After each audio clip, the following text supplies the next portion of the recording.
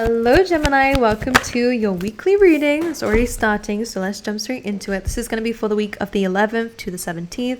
I am going to sit a little bit closer to my mic, so let me just angle it a little bit better so I'm in the middle, just because as you can hear the wind outside is going crazy and I have to be as loud as I can so that you guys don't get distracted by it and feel irritated by it, because it is a bit annoying even for me.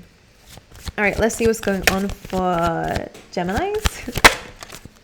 Oof, what is going on? All right, one more please. Overall energy for the week. Blockage. Gemini. Ooh. So what it feels like here is you might be tempted to do something that you know you shouldn't do because of what it seems to be offering you, whatever that means. It could be work, for example, or it could just be like what somebody's offering you, even if it's family. I don't know what this is exactly. Something that is not quite emotionally fulfilling in terms of depth. The Geminis I'm speaking to, you have a lot of depth to you, have a lot of awareness, but I think sometimes it just feels like a bit of temptation coming along. I'm not gonna lie. What else to expect for the week? The Hermit. Yeah, there's a very big need to pause and wait. You also have the Seven of Pentacles. So Seven of Pentacles is to reassess something, is to kind of look what is not working, what can I improve, because the outcome is still the same. You have Ten of Pentacles here, and I think that's what you want deep down, but there may be some temptation to cut corners and to kind of cheat your way through it. Like some of you may be feeling a little bit tired. All right, so there is this a little bit of like a warning, like take some time out, look at things from a higher perspective, see things clearly before taking any kind of action, because there is a little bit of temptation here to cut corners or to change something because you want quicker results or you want something to just fulfill you temporarily, right? Whatever that might be. So your overall oracle is Fork in the Road, which is a card of like, what the hell do? I don't know what to do moving forward. You may have reached a dead end in a situation, feeling like I don't know where to go next. All right, that can be very tricky. That can be very annoying. One thing I would say is to spend some time alone to really think about it, because this monkey here represents distractions. Maybe you've got some friends who are distracting you, or other people around you who are talking nonsense and confusing you. And even more, if you want to be able to make a clear choice, you need some time alone to actually think about where you want to go moving forward. And I always say, subtly and quietly, this light is trying to call you in a direction where spirit wants you to go, but it's not going to be very clear if you're distracted. All right, so whatever feels light, whatever feels connected to your beliefs, and what feels like the brightest option, whatever is standing out to you the most spiritually, will be the one to choose. But you may not be seeing that if you're feeling quite distracted, or if there are things distracting you at this time, because this is a card of having many options or many outcomes that you just don't know. Your overall energy in the tarot deck, yeah, I know, right? Seven of Swords and a Death card. Now, the Death card, of course, is about endings, it's about loss, it's about changing things, all right? It's a transformation card. Seven of Swords, you could be transforming some self-sabotaging patterns. You could also be getting rid of people who are deceptive and also trying to sabotage you. Okay, this may be a little bit sad. You may have not realized these people didn't have your best intentions in mind. Let's just clarify this. Something needs to change, basically. That's what the Death card represents. Things cannot be the same after this. Clarify the Seven of Swords. Six of Wands. This could be like, again, like you're trying to get success, or maybe somebody else is trying to gain attention here. Six of Wands, maybe there is a bit of jealousy around you here, but Six of Wands is more of a case of gaining attention, being successful, coming out the wall successfully. But Seven of Swords, again, it might be cutting corners. Can I see exactly what the Seven of Swords represents? What's the Seven of Swords energy? Yeah, Nine of Cups and the Knight of Wands. It's this element of wanting freedom, gratitude. Sorry, Nine of Cups is like self-gratitude. What's the word for it? It can also be a card of indulgence, so be careful. You might be wanting to kind of just skip a corner. It does feel like that for some of you. Knight of Wands is like Sagittarius energy, and you know, Sagittarius can't finish anything. Apparently that's their stereotype, is like they just bounce from one thing to another, and you may be having that like temptation for freedom, and it may cause you to sabotage something that you've been working really hard on. Some of you may have been finding out that somebody was deceptive here. Maybe somebody was doing their own thing. Somebody may have been super, what's the word for it? Selfish, only out for their own needs. And that may have caused them to do things that maybe went against you in whatever way. All right, Gemini. You're wanting freedom. You're wanting success. I understand. But just don't go down a route just because it's going to be the first thing that offers it to you. What's the death card here for, please? Temperance, Sagittarius energy again. 10 of Swords, so definitely an ending. And King of Cups. So there is an ending here. 10 of Swords and a death card is exactly what they both mean. They both basically clarify each other here.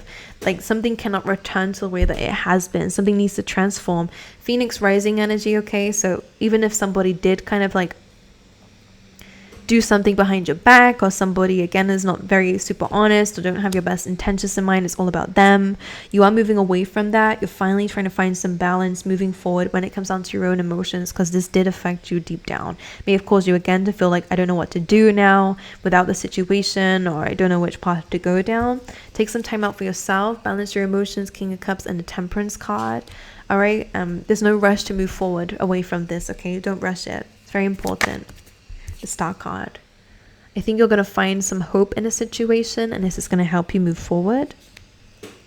The blockages is that 9 of Cups again. So again, maybe some overindulgence. It is a card of wish fulfillment. So maybe some of you, a wish fulfillment may have been blocked by a certain situation coming to light. 10 of Pentacles is about family. It's about fortune. But this is a blockage, and it came out with the 8 of Cups. So again, some of you don't just do something for the results here. Do it because you feel like you want to do it. Do it because you feel connected to whatever the outcome is, because 8 of Cups just wants 10 of Cups ultimately. And it feels like you're being given an option that's like, oh well, I can give you the 9 of Cups. So it's like some sort of better for you emotionally than where you're at, and a 10 of Pentacles. But what you're wanting is the 10 of Cups. Does that make sense to you? You're wanting happiness with not just you, with everyone. And it feels like something may be calling for you to like not sacrifice everyone. Like it's not up to you to make everyone happy. Absolutely not. But it may kind of cause you to go against a little bit of the original goal. Even if that was not your goal that I'm explaining here, it feels like I'm trying to find a good example. 8 of Cups, something is not as emotionally fulfilling as it seems. So be careful of empty promises, especially with that 7 of Swords. Could be family, because we do have that 10 of Pentacles. We have the Hierophant here as well, maybe a marriage. And that Hermit as well. Again, it's calling for you to take a little bit of a time now. Like I feel like going, whoa, whoa, whoa, whoa, whoa, whoa. Like, let me just breathe a little bit before we rush into anything. The Tower card, yeah. That's a card of separation, falling out, big things happening, like the universe intervening. 8 of Swords and a 2 of Wands. I think there's a fear when it comes down to the future, maybe what you're capable of, and maybe that's what's kind of causing you to feel, maybe this is just not even you, maybe this is just somebody else. And maybe because of the separation, you feel quite trapped and a bit afraid about what the future holds here, because maybe you're having to do it alone and you didn't expect to do that alone. Maybe because the plan has changed, and that ultimately is likely what it is, because maybe of somebody else. Maybe because of just an ending in general. The Hermit is being clarified by the Hermit. So again, emphasizing the need to spend some time alone in your own energy to really come to some kind of conclusion and listen to your intuition and your own wisdom. It feels like you know what you need to do, but there is so much going on around you that it's really distracting you from making a choice moving forward. The path moving forward, Ace of Wands, 5 of Cups, and the Page of Cups. So moving away from a very distraught, disappointing situation, finding out the truth, finding clarity, gaining happiness again.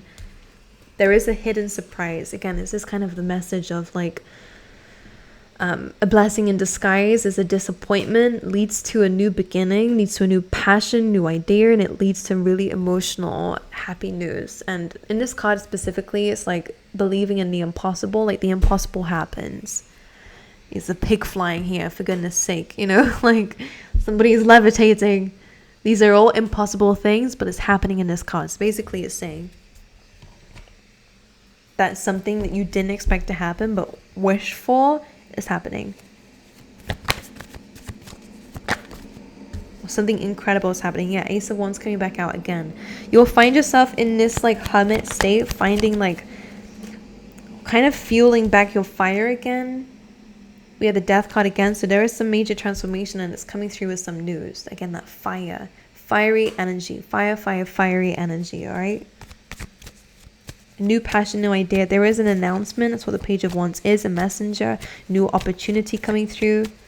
That's going to cause this transformation. And it is going to cause you to step into a new beginning, which is where that answer is being given to you of where to go moving forward. And it's a new journey, new path. You will change things up. You might even go traveling for some of you. You know, when it's like those situations where like, I don't know, you accidentally cut a corner or you were feeling a little bit, I don't know, something unplanned happens, whether it's because of your actions or because of somebody else's actions. And let's say, for example, let's say this is not your example. Sorry, I don't want to scare anyone, but I'm just saying it for the sake of saying it. Like, let's say you cut a corner at work and unfairly they fire you because of it. That seems devastating. That is completely like, oh my God, I can't believe that. Or somebody snitches on you, for example, because you have the Seven of Swords here, like maybe a bit of jealousy or whatever. And it's like, oh my God, I cannot believe I've just gone through something like that. I cannot believe that's happened to me. What do I do now? I don't even know what to do. How am I going to get another job? Like, I have all this stuff to do. It's very scary when something like that happens. It's a complete transformation of your current life and the way of living. But it feels like in that you spend some time alone. Things have been changing around you, and this idea comes to you to start something new, and that ends up fueling some sort of passion that ends up paying off even better. So you see what I'm saying? It does feel like a blessing in disguise. It's one of those ones, but take some time out. Don't rush anything. All right, there is a blessing in disguise coming through. I feel like I have to say that to you. Easy does it. There we go. Don't rush. There is no need to hurry or force things to happen. Everything is occurring in perfect timing.